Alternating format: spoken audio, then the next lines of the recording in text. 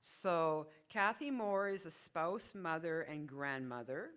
And in 2013, she joined the Vancouver Acromegaly Support Group along with her husband, and now serves on the Acromegaly Canada Board of Directors as a chair of the Family and Caregivers Committee. Kathy has over 40 years of experience in living with an acromegaly person, from his initial diagnosis to ongoing challenges of living with acromegaly as a senior. Patti Hall is the secretary on the Acromegaly board. And Patti Hall stepped into the world of gigantism and acromegaly without warning in 2009, when her teenager son was diagnosed. Patti is a writer and a medical memoir collaborator, book coach, and a publisher, and she is the author of Living Large. Please welcome these two ladies. So, from its inception, Acromegaly Canada has been committed to including caregivers, we, the friends, family, and loved ones, and the mission of awareness for acromegaly and gigantism. Just as a quick, if anybody didn't pick it up, I'm the other gigantism mother in the room with Barbara Henning, Bradley's mother. Barb's on camera. So I welcome questions about my son. His choice to not be an active part might be temporary and might be long-term, but he participates in this fully. And I think one of the sweetest features of me going public with our story, first of all, I'm a professional writer and I write books with hundreds of people. I would have gone public anyway, but he wanted there to be something from him in the book. So in the end, there's a letter from him. And I thought maybe the way to open it would be to read it. And I hope that we can indulge the time a little to bring Aaron into it, even though he's not here. So if you will bear with me. And then I'm going to tell this cool story about how caregivers find who they need for their people, and you'll figure out how I met Michael Cusimano. A letter from my son. This is not my story. That is to say, Loving Large is not my view of what happened or how I changed and evolved through my diagnosis, surgeries, and treatment. It's my mother's story, and one I think she should tell. I've chosen not to define myself through this disease and the events of these years. This is just a part of me, and my viewpoint comes as much from me as it does from my mom, who helped me get through everything. Without my mom, there's no way I could have made it through all that. I was 16, I was a scared kid who didn't understand what was happening while I was being treated. My mom took charge, did the research, understood the disease, the possible outcomes, and what was to come in the frightening time ahead. Being diagnosed with a rare disease scared me, but I did my best to bury the fear and the pain and act as if nothing was wrong. I was already one of the tallest kids in my school. I didn't want to be branded a freak. I wanted to be myself. I wanted to fit in, to exist in the background, to not be noticed. My mom encouraged me to be myself. She helped me not become depressed. She made me feel like I wasn't alone. She became much more than my mom. She became my friend and the person I spent the most time with, not just because we went to multiple doctor's appointments every week for months, but because she understood what was happening and she was part of it with me. Things were not always good. We had extremely rough moments, and moments I'm not proud of. I felt powerless when the decision for me to have a second surgery, a day that Michael Cusimano stood in a hospital room with me and my child, by the way. When the decision for me to have a second surgery was made, something I felt was very much out of my control. I lashed out at her. It bothers me to this day, years later, that I said what I said and did what I did to my mom, to the woman who was trying to save me. As I said, this is not my story. This is my mom's story of her oldest son being diagnosed with a rare disease, one that I tried for so long to deny. I hid my pain for weeks. I did my best to pretend nothing was wrong. And in the end, my mom saw the pain and fear. She helped me to understand what was going on without terrifying me with too much information or too many scary possibilities. She understood and understands the disease, and she carried the family through everything. The cost of carrying both of us must have been enormous. If I didn't have her in my corner, I don't know what would have happened. I look forward to supporting her, my mother, the author of this valuable book. Everyone finds our unique, fun-loving relationship infectious, and I'm proud to share both of us with the world.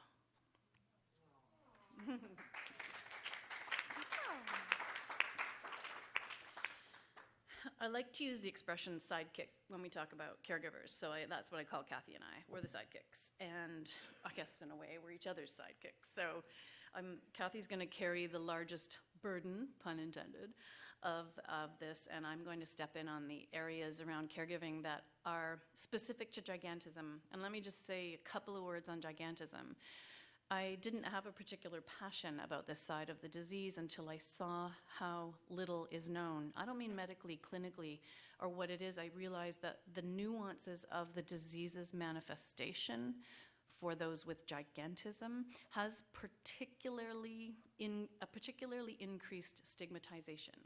So my passion became writing 100 other books, but the work that I do personally on the medical side is for clinically, visually stigmatizing diseases. So I just want to say I see you. So my son is 7 feet tall. He would have been 6 to 11 inches taller is the projection. He's 340 pounds and looks pretty svelte. He is the size of the doorway. He is 2 airplane seats. He's pretty svelte, so he's probably an airplane seat and a half. He cannot attend a Blue Jays game, a football game, sit in a chair. None of those things. Beds don't fit. Shoes fit. He got little feet for me. They're only size 15. But imagine that my world, Aaron is so regular size that I saw Bradley and I was like, oh my gosh, he's huge. And my son is twice Bradley's size in all the ways. So that's my context. So when you want to imagine it, the dress I'm wearing today is a big boxy t-shirt dress. It's a t-shirt for Aaron. So we used to do this thing, we'd hang our clothes on the line together, and his t-shirts and my dresses are identical. There's the scope of what's normal for me. Let this be the time we really get into what Jill aptly calls the burden. Let's talk about life, shall we? As we progress through the talk, interrupt us. Add to our lists, bring comments, because we want to know who to talk to. And at the end, we want to meet the other caregivers, because this is what Kathy and I talk about all the time, is how can we find you, because we need you too. Rare disease, in fact, chronic illness of any kind, is an uninvited house guest. The diagnosis of acromegaly or gigantism has far-reaching effects on family, lifestyle, relationships. It's as big as we are, I always say to my son, because it isn't ever just us. It's every time we enter a restaurant, we go to a ball game, and he wakes up in agony. It's all the things. It's all the things that clinicians don't know except the really loving ones, like we have in this room, like we've had at this conference. So whether with acceptance or resistance, some of us accept, some of us resist, it can change with no notice at any time. You'll all have symptoms tonight you didn't have this morning. You'll have injuries that don't heal.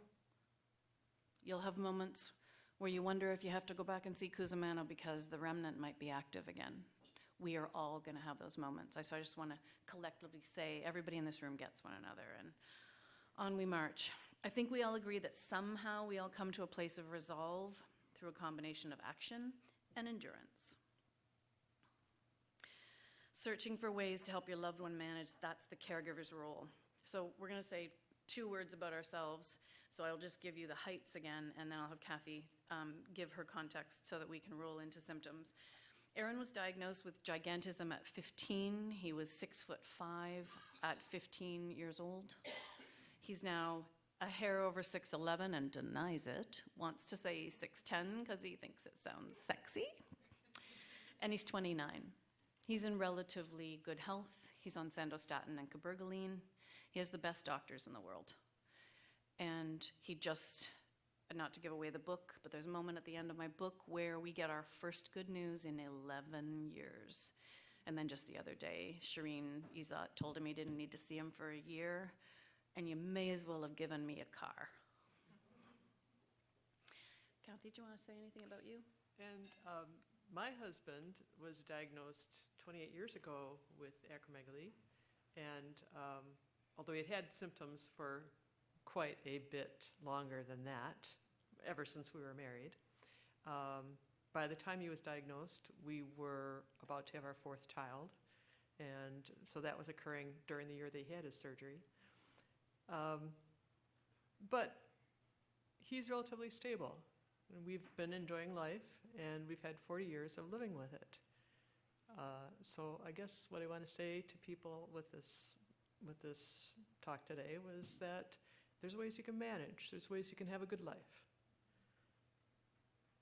How do you live with acromegaly and gigantism? How can you help others who are living with it? We know the disease isn't going to go away. It's not fixable, not a fixable condition. Caregivers also live with the diagnosis, and sometimes they don't ask for what they need because they aren't the one who is the sick one.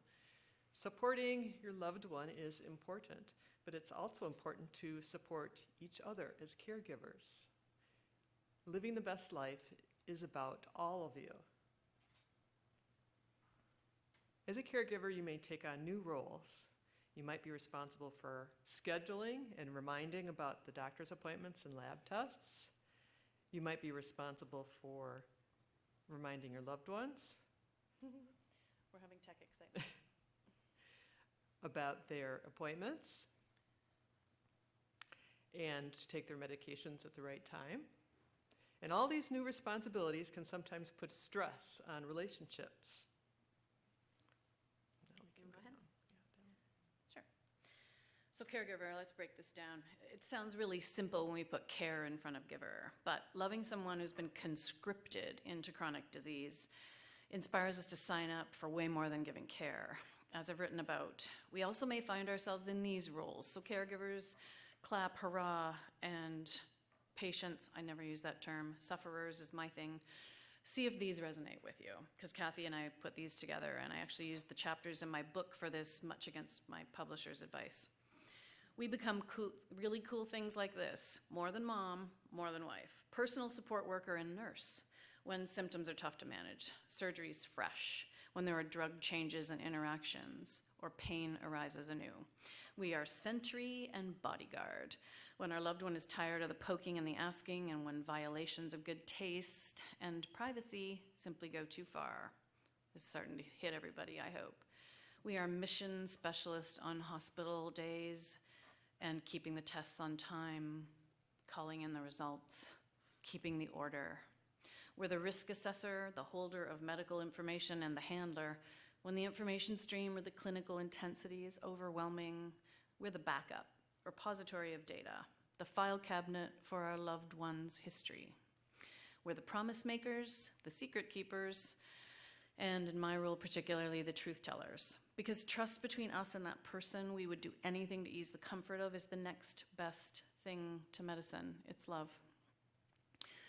We are sometimes the punching bag, acrofog, acrorage, hormones, and in my case in particular, someone who could not manage his emotions because he did not have the maturity and he was in hell. We become ultimately the cellmate, I like to say, the person that knows where the bodies are buried, you know, the one that lived next to you, that you do anything for and you never talk about it outside if they don't want you to. So regardless of the challenge, we're always in it together. Caregivers may find themselves anticipating problems in advance to manage their loved one's anxieties triggers. We find ourselves doing things for a loved one we wouldn't do for ourselves. We get pressed into service because there's a lot to manage medically, and we become the voice of advocacy sometimes, but just as often we become the eyes that see and say very little. Keeping your loved one feeling like they're in charge while supporting them fully means releasing information at the rate they choose, not that we choose. That's imperative number one. We're the second in command, and we know it. We get good at anticipating where problems might arise. I know this is true for Kathy as well. We anticipate a lot around anxiety because of all of the things that we are called in to care for. It's mental wellness, not mental health, mental wellness. The global situation we all live in that reigns supreme above diagnosis and beyond the realms of the understandable, because it's interior pain and we don't know how to voice it. That's where caregivers come in. There's so much to be nervous about for sufferers. Even when you know what's coming, our loved ones are often surprised or challenged to stay calm through what's ahead. And if we see it coming and prepare them a little, we set the stage for it a little better, they do better. That's our job. In my case, I had to find a bed that fit my kid. Sick Kids Hospital didn't have one, but Michael Cusimano found one. Trying to have my 16-year-old kid in a child-focused environment became an imperative to his doctor, even if it wasn't an imperative to the hospital. Those things mattered because I was tired of people walking into the room, and it happened, saying, "Oh, is this your husband?" Height does this crazy thing. By then, my kid's 6'7" or 6'8", and they think I'm the spouse. It's like, no, this is my child, my baby. He's 15 years old. Who else was going to say that for him? He wasn't going to say, "I'm only 15." Letting your loved one feel like they're in charge is essential because their body, their rights, their choices, and no one will tell you that more quickly than a 16-year-old boy. Yeah, so regardless of the age of the loved one and how limited they feel about their ability to make a choice, caregivers must do it. We are the last voice because we're called into service and we're asked to do it. Sometimes we find ourselves doing the research, being in the know. I did not want to know about pituitary tumors. I had a whole other series of books to write. But holding in my mind the questions that he was continuing to ask was important. And then he told me, "I'm scared to live in my own body." I got on the job pretty quickly after that.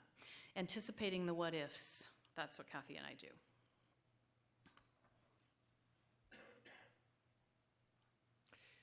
Okay, we'd just like to mention a little bit about the physical effects that everyone has experienced here. The body changes that are associated with acromegaly and gigantism are very, very gradual. So much so that a spouse or family member may not recognize that their loved one is changing. It's when you go to an event, you go to a wedding, you go to a graduation, and you find that you look very different to friends or family that you haven't seen for a while. Sometimes they won't even recognize you as the same person because you look so different. It's a little traumatic for people. Caregivers can help here. They can help explain what's going on. They can help explain the signs and the symptoms to others who may not be aware of the effects of acromegaly or gigantism. Do you want a new slide? Yep. Spacebar? Managing the physical effects. Again, everyone's dealt with the physical effects of acromegaly or gigantism. Helping to manage the fatigue and the joint pain will increase the chance that your loved one will be able to exercise and avoid weight gain. If you can find ways to help them manage that, they will be able to thrive. For one thing to do is to take frequent breaks when you're walking. For example, we like to walk for exercise, my husband and I, and we find that if we stop and rest, sit on a bench for a little bit, he can continue on afterward. That's enough to let the joints and the nerves settle down. So that's one example of something to help with the joint pain. There are other things that you can do for some of the other physical effects, but everyone's different. Everyone will respond differently. Managing other effects. Caregivers can help find the right solution for some effects of acromegaly and gigantism. For example, the excessive sweating at night can be managed by choosing lighter sheets or lowering the temperature of the room before the bedtime, using a fan or taking a shower before bed can all help regulate the body temperature, something that we still struggle with. Swelling. My husband has a problem with swollen feet and ankles. We've discovered compression socks. They are wonderful, along with the elevation of the legs, and it helps keep his swelling down and allows him to have his shoes actually feel like they fit his feet. just a few examples of some things that you can do to deal with some of the symptoms of acromegaly as a caregiver.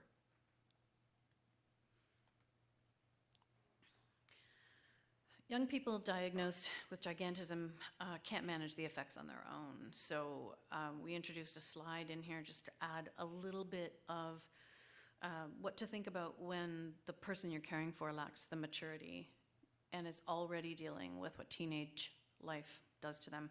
Bradley spoke about this beautifully. He and Aaron were very close in age when they were diagnosed and went through the early pathways of their treatment. Social and psychological changes may be a little different, may be a little different for those who are prepubescent. I mean, they're already up against the pubescent wall anyway. I know Bradley will agree here that countless hours of our regular Sunday breakfasts with the Hennings, myself and Mel and Barb Henning, whose names are changed in the book to protect their innocence. Countless hours were spent talking about the diagnosis, but how our kids were reacting, and I don't mean how they were doing in treatment or talk about their levels, because our boys weren't comparable that way. Aaron had a IGF-1 of almost 1,400 and a growth hormone in the high 30s. Brad's were different, so that didn't matter. What we talked about is how the hell are we going to cope with our children and support our children. They had a very different way of coping. Mine went in, Bradley went out. External, internal ways that they expressed what they were going through meant we had to be on the job all the time, the sleepless nights, the sweating, the soaking through their beds. And then there's the puberty stuff that they couldn't tell the difference between what they were experiencing in puberty and what was the disease. And Aaron's line to me was always, do not tell me this is the disease. Do not tell me this is the disease, because he didn't want it to be the thing that was doing this to him. Age and stage that they're at when the diagnosis hits has a lot to do with predicting how they'll react. If they're teenagers, all the teenager stuff. But then comes the immaturity that is just natural. And I do know many mothers of younger children who are diagnosed. Their immaturity means that you have to drip content like an online course.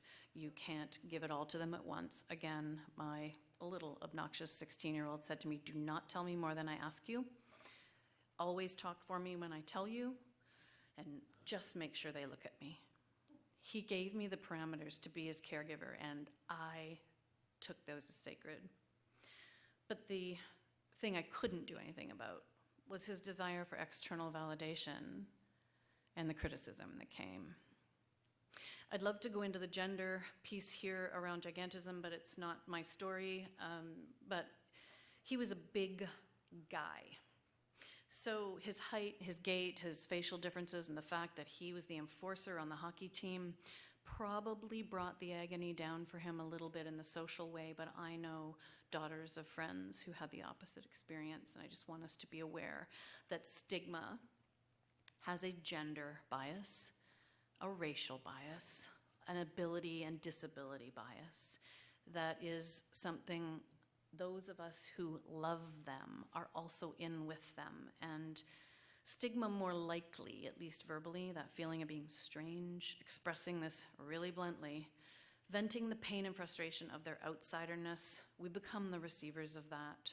And those of you who are patients and sufferers, I know you agree with this, and I'm sure you apologize. I hear that I know that's part of your relationship, I know it's part of our relationship, is that he's so sorry when he has no one else to express the anger to. Some physical effects with gigantism that are a little different. So, differently abled.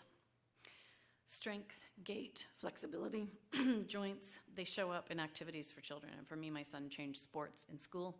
I thank God for football, which I hate. But because he decided, I'm going to play football, he's at a popular football school, and he changed from hockey. We found the knee pain, we found the tumor. It changed his life.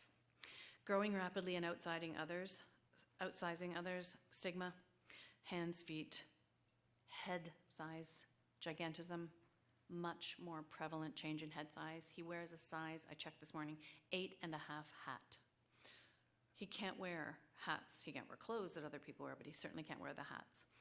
So you go from, hey, did you see how big Aaron's gotten? Cool. To, oh my God, his feet are huge. Uncool. And that was where he was. Then there is the exhaustion and hospital visits, also true for other patients, and the appearance. Those are much more in the extreme on the gigantism side. And we raise it here because I often say giants are always going to become acromegalics unless their very juicy large tumors can be fully resected. Aaron's has not been. I hope he never needs to see Dr. Kuzmano again, but he does have a 1 centimeter remnant.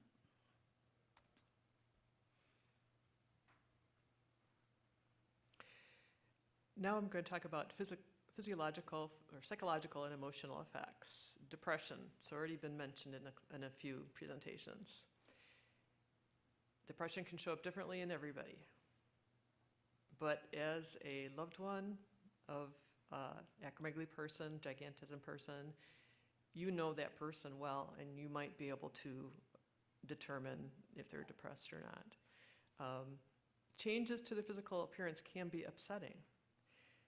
Changes can lead to a loss of self-esteem, which may lead to depression. Caregivers can be aware of these signs of depression and also know that the changing hormone levels can cause mood swings, both highs and lows, which can lead to depression as well.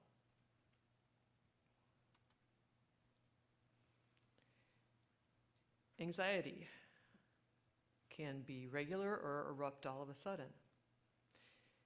They may be frustrated because medical professionals can't figure out what's wrong with them. They may become agitated because friends and family can't understand how they feel. When they're feeling overwhelmed, let them know that they can lean on you, but also realize that you as a caregiver may need to lean on others at times. Find what works for both of you to restore the calm.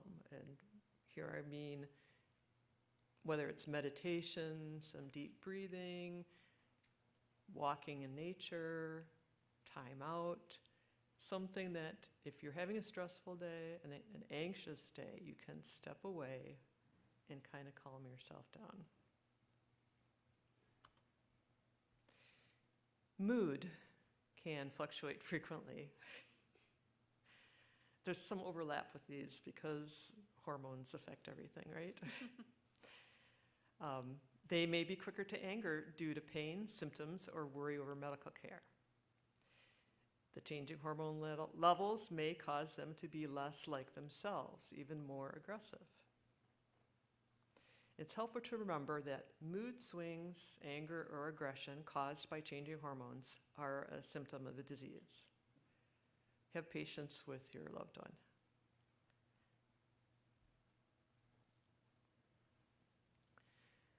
Worry can be unrelenting, and they may be even unaware that it is constant, something they live with constantly. Before diagnosis, they may worry about why they are experiencing symptoms. They may worry about outcomes after a course of treatment is determined. They may worry about body changes and self-image. Talking face-to-face with a trusted friend or family member, someone who will listen, who will really listen to you, is a great way to deal with worries. And for caregivers, really listening to your loved one is one of the most important ways you can help them.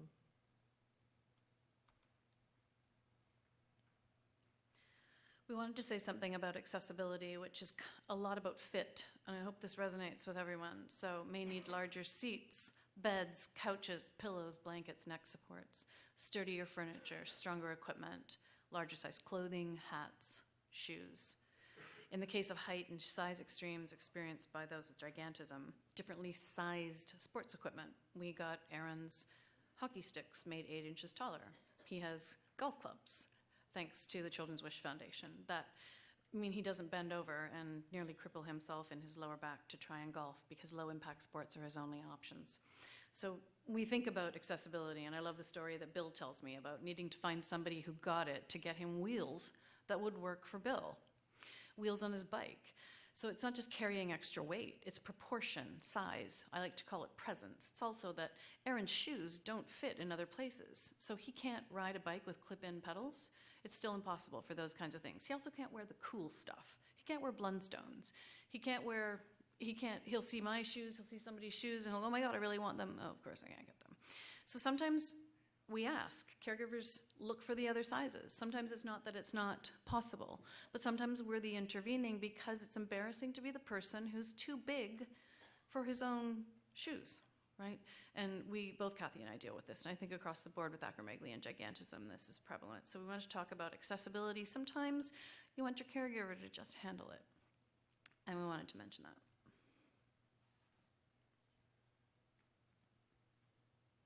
This is a side that's been touched on also.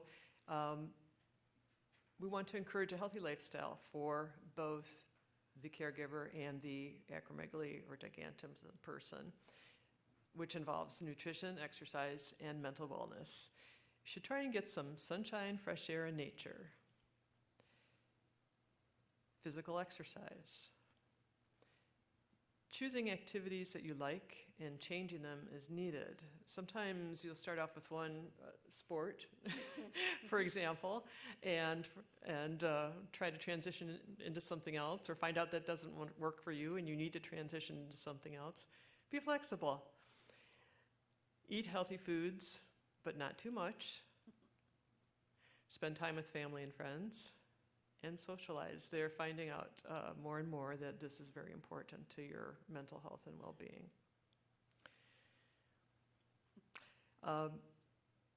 Caregivers can help their loved one find ways to be physically active. Just being outside can be a big mood lifter. Let them lead the way and help them find ways to do what they want to do. Even better, be active together. If it's a sport or an activity that you can both do, great.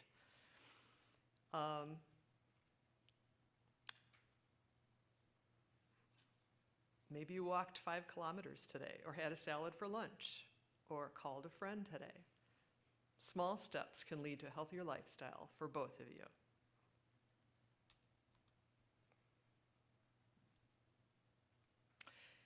Stress, another topic that's been touched on today.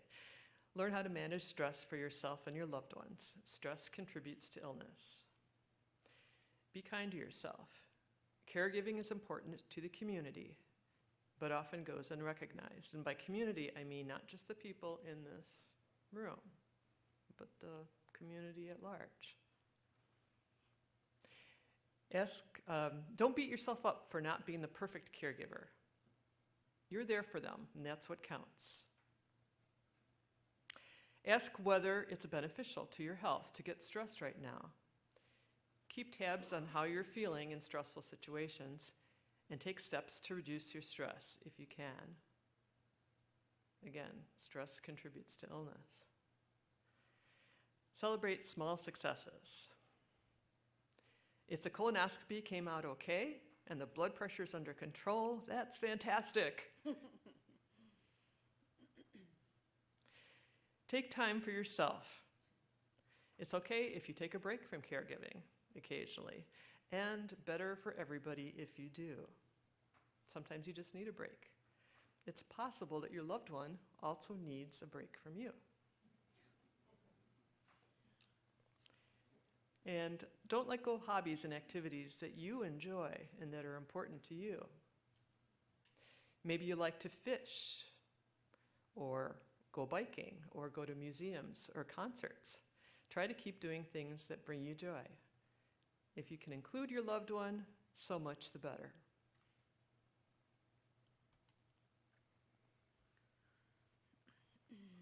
Reach out for advice. Oh yeah, I'm great at that. So seeking help didn't come naturally for me, didn't come naturally for Kathy. We now have each other to talk to.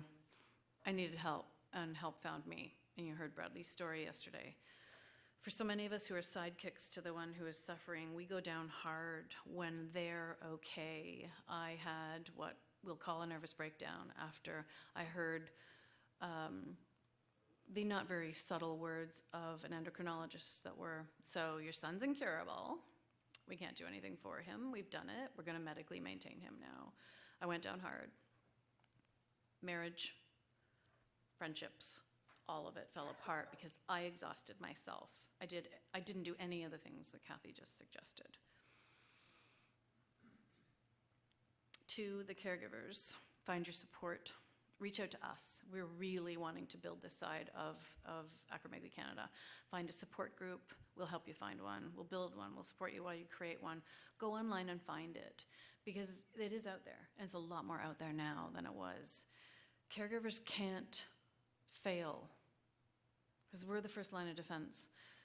So if you think about it, and I hate to say put your own mask on first, but like if we sleep when they sleep, hang out and have coffee when they go to appointments, keep up your own things, all the better if you can include your loved one, but if you can't, find somebody like us. So ways to find us. This is the Friends and Family Facebook group, and Kathy and I can put you into it, contact you, find all the other ways to talk, but you know what, if you want to talk privately, we'd love that. Like, we'll get back to you.